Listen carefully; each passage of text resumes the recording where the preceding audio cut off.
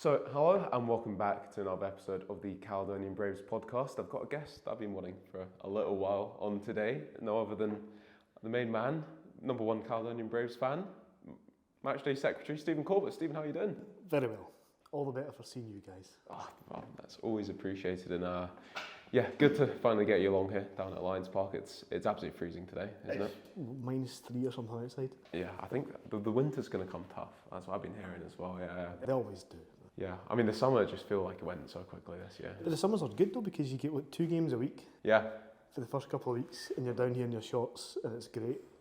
Like starting off in pre-season, I can't remember which game it was. I think it was our first pre-season game. I got here like 2 hours before kick-off, just sitting out on the Astro, shorts on. That's brilliant. And you're like, 2 months it's going to be freezing cold. But it is because you like clearing away the training nets before the game. Yeah.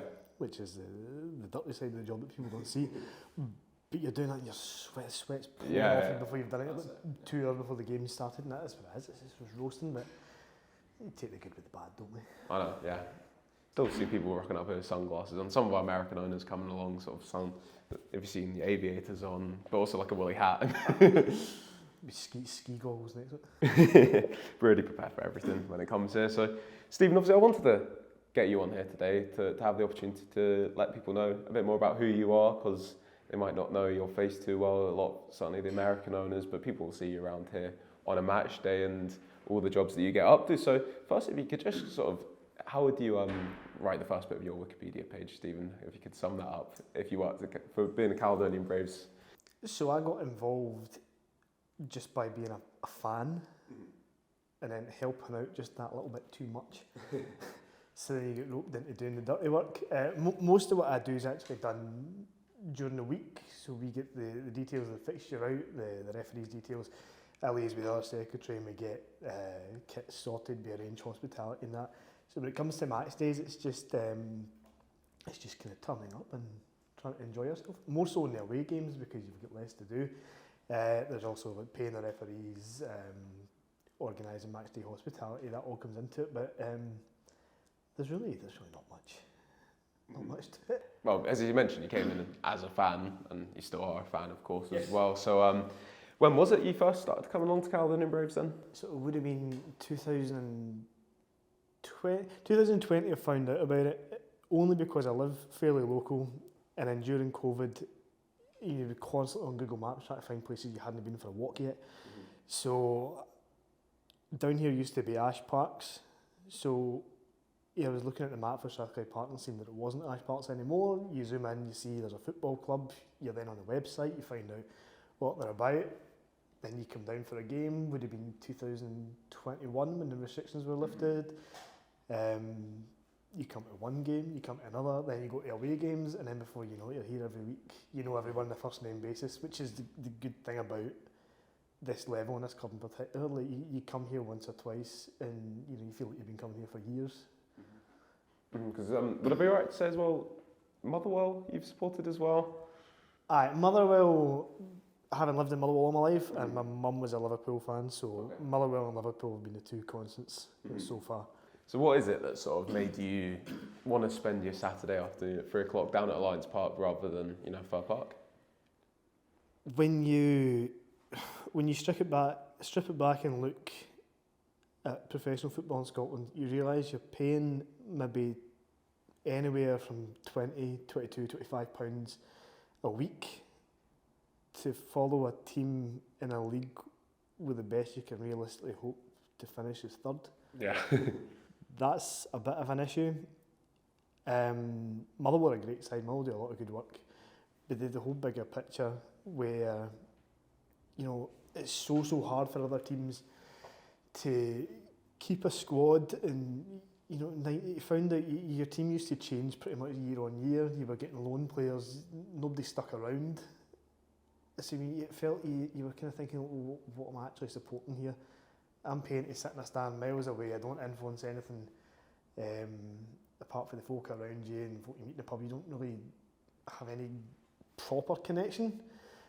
And then it kind of felt like coming here felt more like, I grew up playing rugby, and it felt more like that. It felt like you went to support, but you were also a part of it as well. you started to, you were bumping into Ricky, and it wasn't, oh my God, there's the manager. It was, you got a conversation. And there was one of the times we were down just after a match, and we ended up sitting talking, I think Ricky, Jack Duncan at the time as well. And after a half an hour sitting and chatting, you realised, what other football club or sports club would you sit and talk to the manager and one of the players of your club just totally casually after a match? And then you realise it doesn't happen like that. So it was just that whole feeling part of something, and feeling that is what you get back, if that makes sense. No, I get what you're saying completely as well. Obviously, as you know, I'm a Ray Rovers fan as well, and you know, I knew as someone that's, you know, obviously got interest in Scottish football myself and journalism, trying to find out more about clubs at this level, I didn't know too much about it until I actually started coming down, and you're like, these are the things you start to love about it. Was that like a pretty instant feeling for you when you started coming down? Yeah, well, the first game was, I think the first game I came to was Delbeaty Star at home, and it was Big John, and people will know John from the Gates with big beard. Yeah. How you doing, bro? It felt personal. It wasn't someone you were handing your money to. It was, you were being greeted. The second time we come to a game, it was, how you doing? Just that in the back of your mind, like, God, he's remembered us. It's so small, but it does instantly make you think, oh no, this is different, and it is. You know, and from that, as I say, you get to know names, faces. I think a lot of people say online, like Twitter, they'll put a post on Twitter, maybe John will comment, and folks say, oh, you were the guy on the gate. And it is, you know, we're not just fans on Twitter that follow a club, we are the people here that comment on things that you see on match days. And I think people making that connection, a lot of, especially social media nowadays, a lot of it's all faceless accounts. So people who have got a strong voice, but you never really see them. It's different here. The people that comment on the posts, the people that get involved in Discord, the people that get involved on Twitter, are then the folk that you meet on a match day. And I think that it makes it all feel real, and it makes you supporting it feel more worthwhile as well. Would you say the most important thing then, maybe for you, especially these days, is, I feel like it's a word that's used in football a lot, but at the heart of it, you really need to be there to understand what it properly means is community? Yeah, definitely. People say that all the time about us. Oh, we don't have proper fans. We don't. It's nonsense. I mean, we've got fans who, you know, maybe follow a team because they used to when they were younger, St Mirren or something like that, but maybe feel difficult going to a physical match. A crowded stadium might be enough to turn someone away from it. That will maybe come here because they feel comfortable in the group. They've got a friend base as well as a fan base here, or people who are quite happy. I mean, you get people who maybe live 2 minutes away from Celtic Park, the family support Celtic, they go to the odd game, they watch Celtic on Sky. Are they more of a fan than someone who lives in Chicago, sets an alarm clock every Saturday to get up at stupid o'clock in the morning to watch a team in the 5th tier of Scotland on a Facebook stream? So yeah, we don't have as many fans coming every week as other clubs, but we've got so many fans who choose to support us because of what we give them in return, as a fan, as a member, as an owner, whatever. What's your message to people as well that might live around here and look at the Braves in a certain light? People, and I don't know if it is social media, people like to be negative, unfortunately, but you'll probably know from talking to people, I talk to people round about here, there's times where I need to step in and work on the turnstile as well. You see the same faces start to come back, and I know from friends that I've brought down, or maybe brought someone down once, they've all come back at least once, if not twice or 3 times, of their own accord. You don't need to do much. I say people look at us and say we're a small club. It's the same arguments I see all the time, but no one I know who's physically been here has ever deliberately not came back or had such a bad experience that they don't want to. Opposition fans might have different views, but especially I've noticed, you know, family members and other friends who brought their kids down. The kids go in the park at half time and they kick about. They can meet the players, high five the players off the park. You've got the app there, so you could be sitting with your phone watching the game. The app lets you know the players, just their face, their name. Half the players you see, your Neymars, Messi, whatever like that, they're all known by the surname, whereas here everybody knows everybody on a first name basis. And that's not something unique to us. this level, but I think here you've got a closeness and a togetherness. You've got a great group of guys on the pitch and off the pitch, and it makes it so that you want to come back rather than that you feel obliged to. We should get you on the marketing team. Do you fancy that? Or? No. We did speak about that before. You've got enough responsibilities as it is. So, I mean, something you've mentioned there as well, I was going to ask you, is obviously kids on the pitch, and it's the kind of place you feel like you probably bring family as well. Is that something that was important for you when you started coming down to? Definitely. I didn't take my son to any football or anything. He'd been to one rugby game when he could barely stand up, but the Braves was the first football game we took him to. That was the cup final down in Annan 3 years ago. We don't.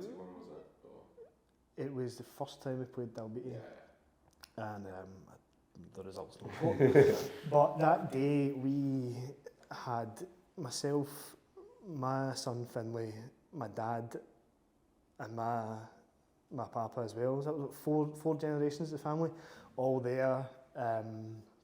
Went down, made a day of it, spent the day down in Annan, went to the game. You lost, but everybody was there as a group. And I remember thinking, like, what a great place to take my son for his first ever game.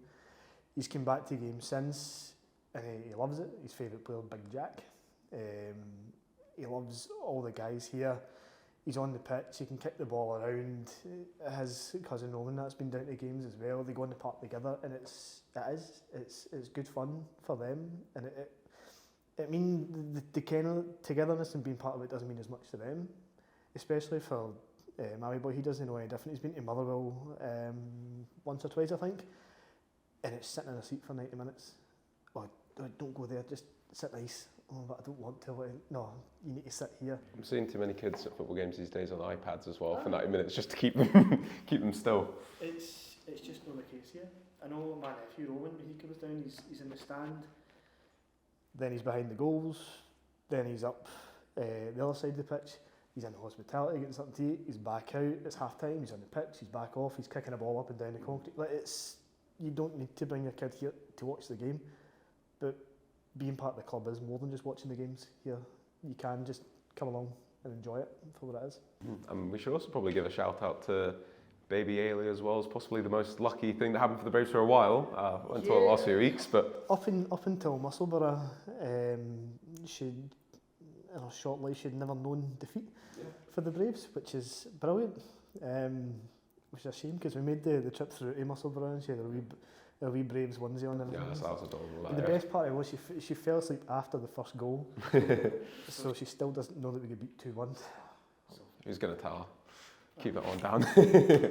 No, but that's been brilliant to see as well. I love the little onesie. Was that? Again, it's great though. I mean, I don't know because I've never tried it, and people can correct me if I'm wrong, but I don't know how logistically feasible it is to get a pram into a stadium like Celtic Park or Fir Park or whatever like that, and wander up and down. And again, but everybody here knows her. Everybody, oh God, she's getting big. Or, oh, how's she doing? Like, it just feels like, it's like when you go to a family party and like, all the cousins and the nephews and everything like that all come in and you've not seen them for a while. That's what it feels like. Maybe miss a couple of weeks and come back. I think John Guthrie's family have probably seen Ailey more than some of their own family. Stay in different parts of the UK. The same with like David Ramsey, the chaplain of Watson Hospitality as well. Everybody here takes like, an active role in encouraging everybody to come back and enjoy the experience. So Ailey will be back as long as her mum lets her for as many years as she cares to. Next generation of Braves fans. Till she can make her own decision, she'll be coming with me. Yes, until she's wiser. No. Caledonian Braves. Lowland League football is the only place anyone would want to be going on a Saturday, I'm sure. And until we're no longer in the Lowland League. Very, very true, actually. You did correct me there. Marketing team, here I come. I know, yeah, you're sweeping up, doing my job for me here anyway. But I was going to ask you as well, I did make a little note, and I think it was quite a good time to ask as well. Something I did want to ask is about the comment for the guy that scored the goal, that he was the guy in white. That was factually true. Yes, that a lot of people enjoyed hearing that on the stream. We heard it over here, and every time someone else scored another goal, it was the guy in white. The difficult thing is we sit in the kind of hospitality bit behind the goal, and it's a fair wee bit behind the goal. It was scored at the other end of the park, and we were wearing white shirts with white numbers. I know, yeah. I'm a commentator as well. So unless Bernie had scored, the guy in white was as good as it was going to get. It was you that penciled that, for anyone that doesn't know. The genius behind the goal announcement, yeah. It's actually Amanda, my partner, it's her favourite thing to do is whenever David Ramsey has to leave at half-time, there's a scramble. Whenever someone scores a goal, it's whoever makes it to the microphone first to make the announcements. I'd noticed the two of you had been sharing responsibilities of that. I'd enjoyed it. Better, yeah. Oh, of course, yeah. She got the name and the number correct, but too professional, though, isn't it? That's what we try and do in commentary, keep it a bit more fun. David Ramsey is the how do you describe his word? His voice. He's got a voice for making announcements. I'm not sure what the word is. I'm going to go home and think about that. Velvety. That's not what I've had. Parochial. He's a very good voice for making those sorts of announcements. I thought Guy in White sounded. It caught on as well. People loved it, So guys in blue and off-white now, obviously. Yeah, but at least you see it on this one. But at least the numbers contrast the shirt colours now. Yeah. We've got white numbers on a blue kit and blue numbers on a white kit, which is far easier for us. If anyone's listened to this that did actually put those kits together, there's nothing personal here, but keep it in mind for next time. It makes our lives a lot easier. You were a bigger fan of the away shirt as well, we were chatting before, or you've got... It looked... I'm a bit heavier now than I was when I got it, but they were both nice. It was the thing that I like about that was the pink socks, but then getting the top, I was like, well, I don't really. Oh, it's frowned upon. An odd look, actually, yeah. He's our secretary. He's wearing a full kit. Well, that's it. I've said to you before, I get a wee bit of kind of imposter syndrome doing this because a lot of the clubs that come to us, and like my opposite number, the secretary turns up in the blazer with the club badge and the shirt and tie, and 9 times out of 10 I rock up to games in the club tracksuit. Is that what it was about at this level? Most of the clubs whose committee turn up in shirts and ties are former league clubs who are below us in the Lowland League. So jeans and t-shirts are obviously working. I wouldn't really like it if you started turning up in a suit, because I just don't feel that's the vibe you'd have around here, is it? So the only time that I turn up my shirt and tie is when I come to games straight from work. Yes. And even at that, it's a ScotRail uniform, so it's mandatory. And saying that though, I think people that maybe don't know me by face will probably seen the guy kicking around Alliance Park in the ScotRail uniform. That's me. And I think that's when referees and linesmen breathe a huge sigh of relief because they are no longer the most hated person in the ground. You said it, not me. Yeah, no, listen, football fans up and down the country would much rather go out for a drink post-match with the referee than the ticket inspector from ScotRail. So ScotRail's got a sparkling reputation. I'm not sure. Of course it has. No one's ever questioned that, don't worry. So to get us back onto where we sort of were then, as I've got some notes here and there are unbelievably rough. So I'm trying to make sure I sort of go through what I did want to talk to you about. And so what we're talking about there with community, and you've mentioned so many of these names already, would you feel like you definitely have made genuine real friends as well coming down to the Caledonian Braves? Of course, yeah. Especially Jack that used to come and do a lot of the kind of work around the ground. He's been here kind of sporadically this season, but what a great guy. You wouldn't have met him otherwise. Yeah. John Yates, actually, it was last year or 2 years ago, I had said that I wasn't available. I wasn't the secretary at the time, so it's less scandalous if anyone important's watching. But I said I wasn't going to make it to the game because I had something else on. I was actually going to for my son's benefit, of course, at the model railway show through in Paisley. Well, no enjoyment for that yourself, but yeah. So I get 2 firm hands on the shoulders and a big voice saying, I see they just let anyone in here. I turned around to John Yates. So we have a shared passion for model rail, it would seem. Unless he didn't want me to say that, in which case he doesn't. We're super cool. We don't spend our Saturdays at model rail societies.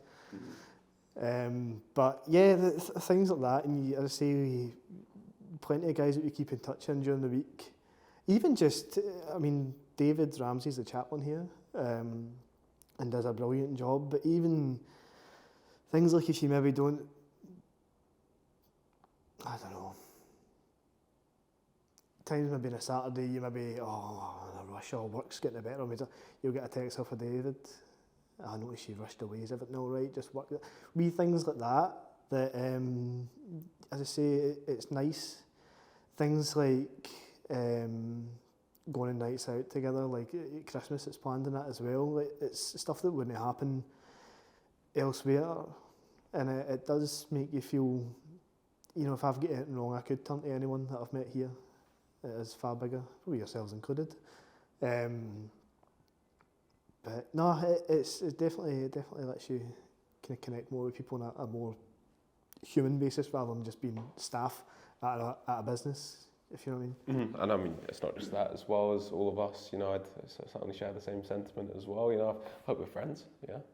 Yes. I hope you put me on your list there. But as well as that, you can come in here and chat with the coaching team, and it seems like you've got a great relationship with the gaffer as well, and everything. Yeah. As long as I don't make any mistakes that lead to any fines or points deductions, then me and Ricky have got a great relationship. Yeah, exactly. Just to keep to your job there. Yeah. So that's what I was going to say as well. When did you get to the stage as well, coming along to games where you're like, was it sort of natural how it happened, or you were like, I want to do a bit more, you know, and be more involved with what's going on? No, we were actually on holiday at the time.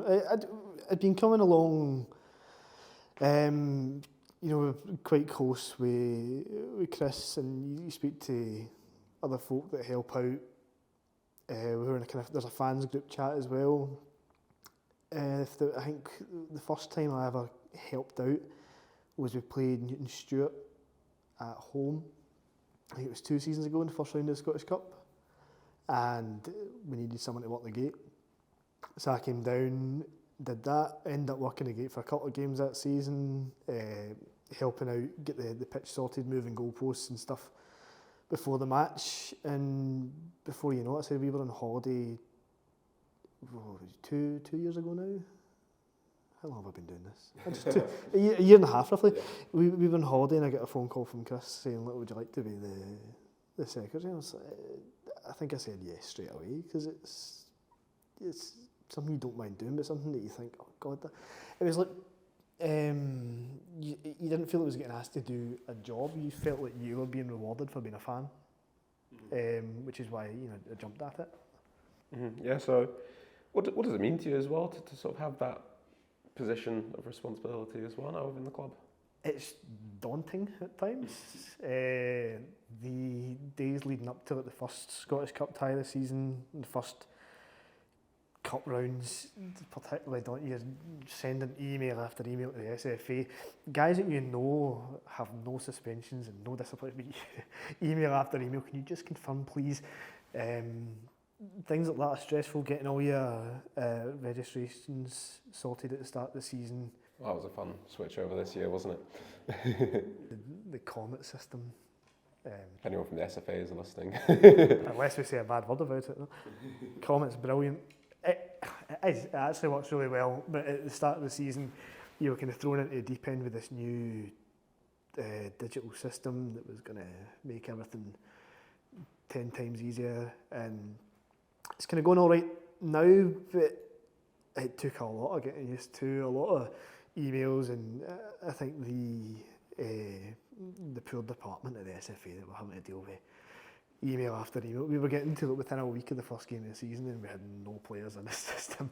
You know, I'm getting messages saying that there's no players showing up, then I'm having to then chase it up, but it all goes well on the night, and it has. So far we've had no problems, but it's always, it's the biggest fear in my mind, is especially with cup competitions, especially when you win cup games.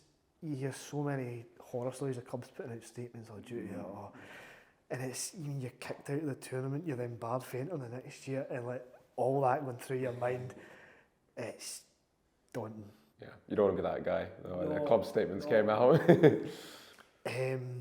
No, you see it, and it's not even small clubs. I think Auchinleck got penalised last season. Queen's Park had one. Aye, it can happen to anyone, and it's such an easy thing to overlook.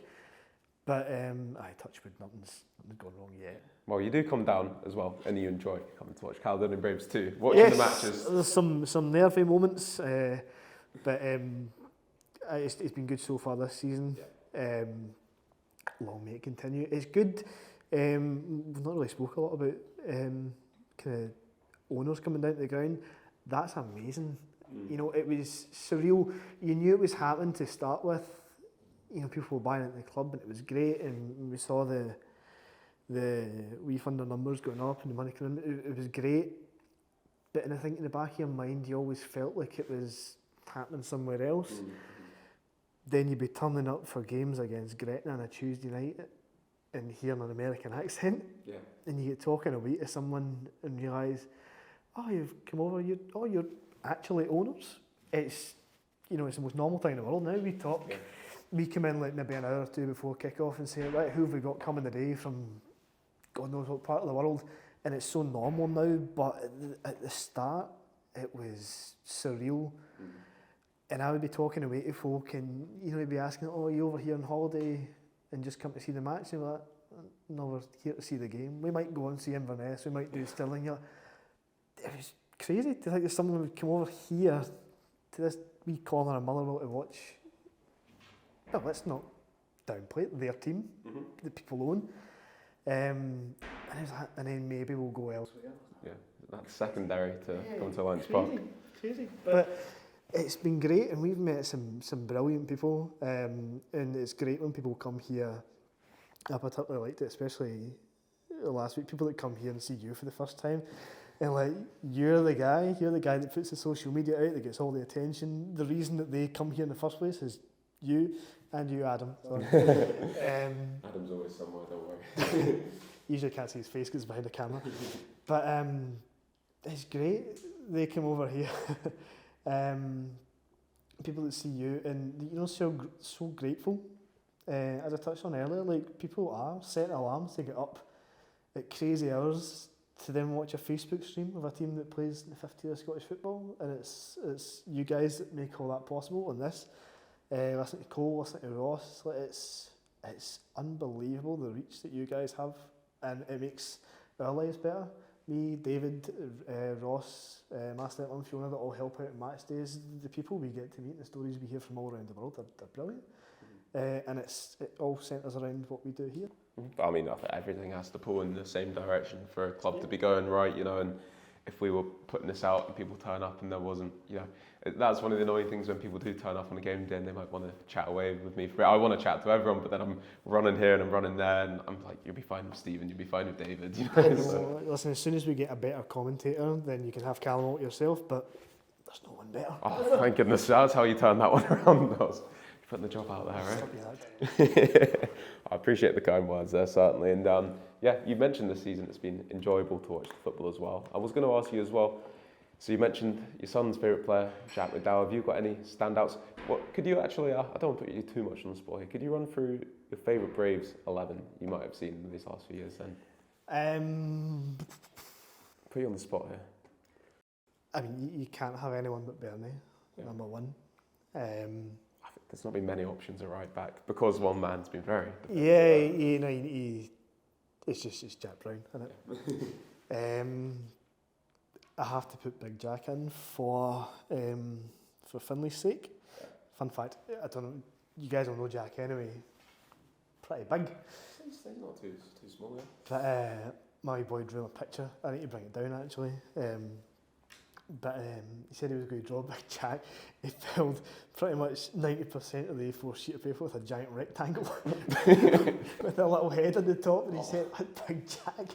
It's like, well, he's not wrong. He's a unit, a unit, But, could you send that to us? We'll overlay that on the video of this as well. Yeah, I will do. It's so difficult. Obviously, Jack's been here a long time and he's a brilliant guy. Dan is incredible. I got on well with Jack Duncan when he was here as well. Yeah. Met him at Musselburgh. I was just so glad to see him doing so well. Seen him down quite a few games. Great to see, yeah. Scott Forster when he was here was good as well. Very good. My first ever away game that I went to for the Braves was East Kilbride away, and he gave away a goal to go 1-0 down, and I think it was maybe like the 85th minute or 87th minute or something. He managed to get his down and get a diving header to equalise one each. That was the first ever away game I went to. So, if it was up to me, I'd have about 4 centre backs. Yeah. I feel like you're trying to not just name the current team as well, because that's easily done too. But it's so difficult at left back as well because Jamie Walker. That's a possible coin. That is. Right now. I mean, the big stars and everything aside, I think as far as players that I've actually seen, the last time I was down at Anfield, Andy Robertson wasn't playing, so I'll keep him out, right? But as far as the players I've seen, Jamie Walker and Stevie Hamill were like 2 very good left backs. If you could ask me to name another left back from Scottish football, you'd be like, I don't know, Andy Robertson, Kieran Tierney. But as far as like for teams I've supported, like Jamie Watson was outstanding, and he still is over in Dundalk now. But Robbie Stewart's phenomenal. Yeah. At such a young age as well. He's doing such a great job now. He'll go on to bigger and better things as well. Not that we're not big and good, but that's what you want to see. Guys do the best they can. Yeah. He's represented Scotland at school level as well. So I mean, the sky's the limits for him. He just gets better and better and better. Really big fan. Not as big a fan as his dad, but his dad's constantly on our social media as well. Like always here, always following. Far-flung parts of Dumfries and Galloway on a Friday night and stuff like that. Like he's there, so it's really hard. But right, so the back four, you've got Jack. The back four, or the back 6 or 7 as it is now. You've got Jack. Who are we going for to finish this off? We'll say nothing personal. Anyone getting? I know. We'll say Jack Duncan and Jack McDowell, and then Jamie Walker. So Jack. Jamie. There's a way for a while there if you wanted to play in the Braves defence. You had to have a name starting with J. Yeah, that's it. So moving into midfield then, what are you going? John Guthrie. Yeah. John Guthrie. We'll go before John Guthrie. Cammy Bredner's outstanding. Zach Butterworth. Reece Armstrong when he was here. Absolutely phenomenal as well. Yeah. That's a good midfield four, that is. Yeah. Apologies to everybody else. Nah, nothing personal there. And your front two? Or Ross McNeil by default and Mark Kelly. Mark Kelly, yeah. I mean, you're getting 50 goal contributions in the season there and 101 goals, Ross McNeil. So, yeah, that's not a bad team. The front two right themselves. Yeah, and we could probably sit here all day giving some shout-outs to players that didn't make it. You know, Scott Kuzik's in mine. You know, Scott Kuzik, yeah. He's absolutely rapid. Like, I remember it was a game we were 3-0 down to Rangers at half time. It was that he kind of chased down a midfielder, made the block, made it onto the ball and scored it. I think that was a goal to make it 3 each as well. Brilliant player. I liked Kuzi. Christian as well. Boy, he gets with what I can't. He's unbelievable, man. The work rate, I don't know whether half of them get the energy.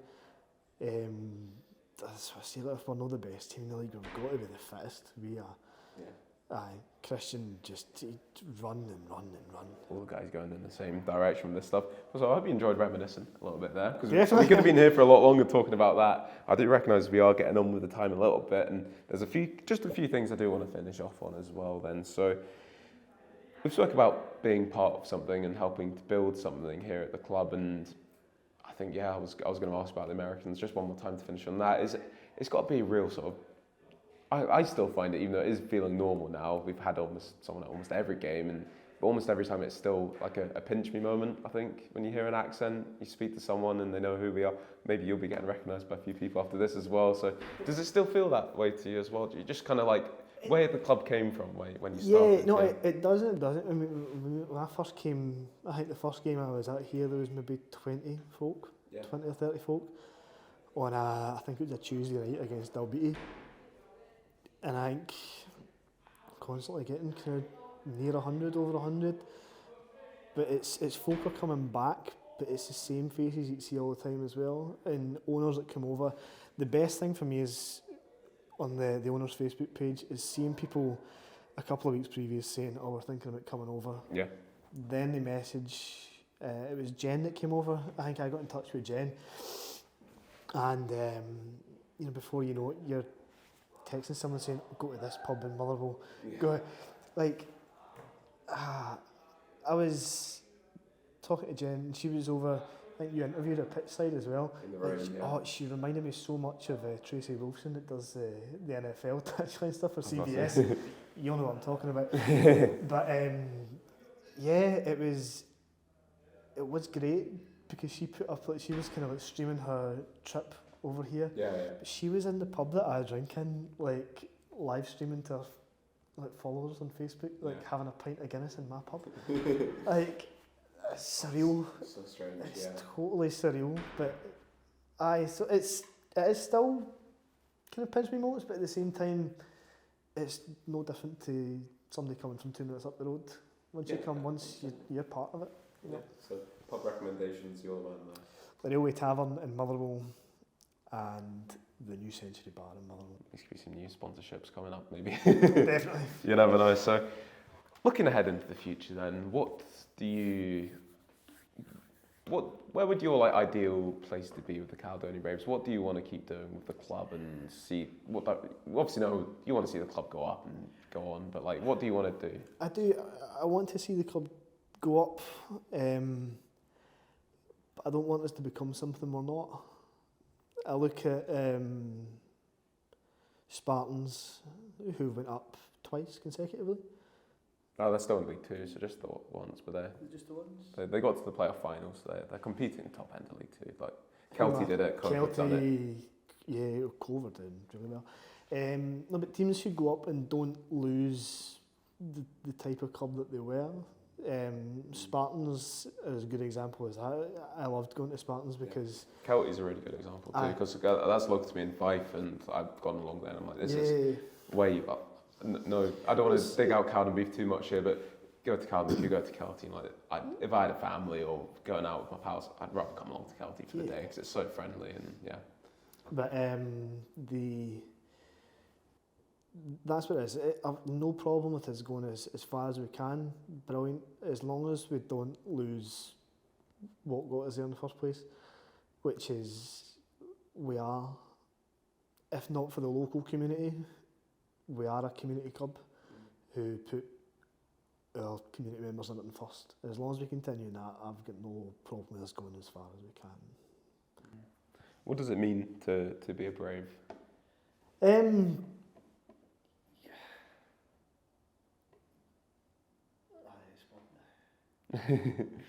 don't know how to word it. You get out a lot more than you put in without having to put a lot in the first place. Okay. So by being part of it, I think we, not through marketing emails, not through cookies or anything like that, through being on the fans' Facebook page, myself, John, owners who've been here once will reach out to you and say, "Oh no, you've got to go." Someone who's thinking about coming over, the comment section is always, "Oh, you should definitely go. It is great, we met." I say all you need to do is just show that wee bit of interest. We'll do the rest. We'll make sure you have a great time when you're here. We'll tell you, it's not going to be all corporate. We're not a huge business. You come here, you'll get told the best pubs to go to, the best place to go for food, where to go for a day out. If you're coming down here, you'll still have it yourself. I'll be there from such and such a time, come and see me. It's not, you'll be met by this person who works as a meet and greet at this entrance, must have your ticket ready. It's just, oh yeah, come down and ask for Callum, come down and ask for Stephen. I think that's the best part of it. It never ever feels corporate, it never ever feels faceless at any point. And I think that's what we put out, and people that buy into the club know that, and they think they get that when they come here as well. And just to finish off, you feel like we've obviously had a lot of new people come into the club, and come to visit us for the first time, and I've not met a single person myself that's had a bad word to say, certainly from a Braves perspective, you know, and that's because you can come down here and you've got that community feel, I feel like. Exactly, yeah. People come here and they get exactly what they expect. They get friendly people, and people come here, we're not staff at the end of the day. We're here because we want to be here, so we're no different. You know, someone who comes down and meets us aren't meeting an employee, they're meeting a fellow fan who just happens to do a bit more on a match day. And I think that's where you feel the connection, instead of, I'm not a customer, I'm just as much a part of this. Keith, actually we need to give Keith a shout out. Keith is an owner who comes down from Dunfermline. That's his one downside. Yeah, well, I'll let off on that. Put your rivalries to one side. But like, comes down Friday night, so away game is a Tuesday night, like, comes down talking away, similar to me, talking away, all of a sudden he's now helping out at match days, helps run the garage, helps does the gate, you know, helps out with everything, and I don't think he's ever been asked to do it. It's just that, not even an expectation of, oh, I'm here, I better do something. It's well, right. To sum him up, he's the kind of guy who was at Arthurleigh for one of the pre-season friends. I didn't even know he was there, and it was torrential rain, and I can't stand underneath the terracing when I'm commentating, obviously because there's too much noise. He saw me drenched and he just came along with an umbrella and stood and held it over me the whole game. I couldn't say anything, say thanks, but like, kind of guy he is, yeah. No, like everyone else who's involved, the club, right down to all the guys as well. Whenever the players, you know, text me for anything, it's never, I need this, can you do it? It always starts with, hi, I hope you're well, how's things, how's the family? It's everyone connected with the club, from the players to the management to staff to us to owners. I think we're all realise that we are all the same. Mm-hmm. One guy picks the team, one guy plays in the team, one guy makes the tea, one person drinks the tea. We're all the same, we're all here for the same reason. Well, that's absolutely brilliant, Stephen, and I do want to just finish off as well by saying, you know, obviously a heartfelt thanks to you for all the work you do, because I feel like it's the kind of line of work where you'll probably go a while without anyone saying thanks, long, hard days, and, you know, stressing about things people probably don't even realise is something that you have to stress about, you know, so. Thank you very much. This is much appreciated by all of us. I can guarantee you it's nowhere near the amount of stress that you guys go through. Well, I have no comment on that either, but it's all enjoyable at the end of the day, and we're going in the same direction with this stuff. So like, without people like yourself and so many of the names you've mentioned throughout this, that hopefully we can get more people on here and talk about their stories and why they followed the club, because it's generally been so interesting to hear about why you decided to start spending your Saturdays down at Lions Park. So Stephen, it's been absolutely brilliant to catch up with you. Thank you very much. So thank you for your time, and thank you to everyone that tuned in to watch or listen to this podcast. If you did enjoy, please leave a like, comment, let us know your favourite thing about Stephen, you know, if you want. Or some ScotRail. Have you got any comments about ScotRail as well? This is a good time to put them down. I'd better not. No, I'm just trying to get some interaction here on our comments, you see. So thanks to everyone that did tune in for this, and we'll be back with more podcasts very soon. Thank you for listening.